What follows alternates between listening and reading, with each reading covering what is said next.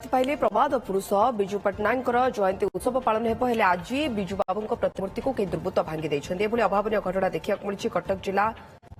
भद्रेश्वर थाना उमरगाँ तेज हनुमान छकरे विजु बाबू प्रतिमूर्तिर मुंड को अलग कर निकटने अलिया गदारे पकाई अभियोग होती।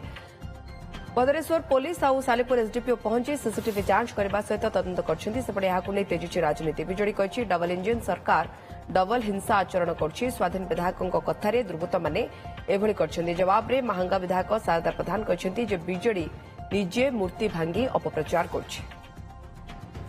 बाबूंकर प्रभात पुरुष विजु बाबूंकर गोटे प्रतिमूर्ति जो प्रतिमूर्ति को जोटी स्थापन करथिले ग्रामवासी माने स्वतः निजर सामूहिक उद्यम रे से माने ताकू स्थापन करथिले महांगार स्वाधीन विधायकों समर्थक तांकर एते बेसी दौरात्म्य बढ़िलानी आज से जो आपणकर जो प्रतिमूर्ति को केमती मुंड आउ तार घोड़ी भितर केमती अलग करचंती देखंतु आपण माने भी आश्चर्य होई जिवे आमे भी आश्चर्य होई गलु एवं आमे चिंता कलु एटा तो ओडिया अस्मिता नुहे। विजु बाबूंकर महांगारे 10 फुटिया 12 फुटिया प्रतिमूर्ति बहुत अच्छी मो घर पाखे भी एरकणा बाजार रे गोटा विराट प्रतिमूर्ति अच्छी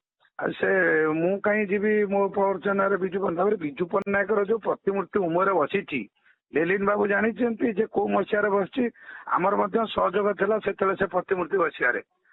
विजु बाबू गोटे प्रभात पुरुष प्रति आमको कहीं भांगू लेनिन बाबू जानी लोक किए भांगी अपप्रचार करते मुझे बाबद किसी धारणा ना।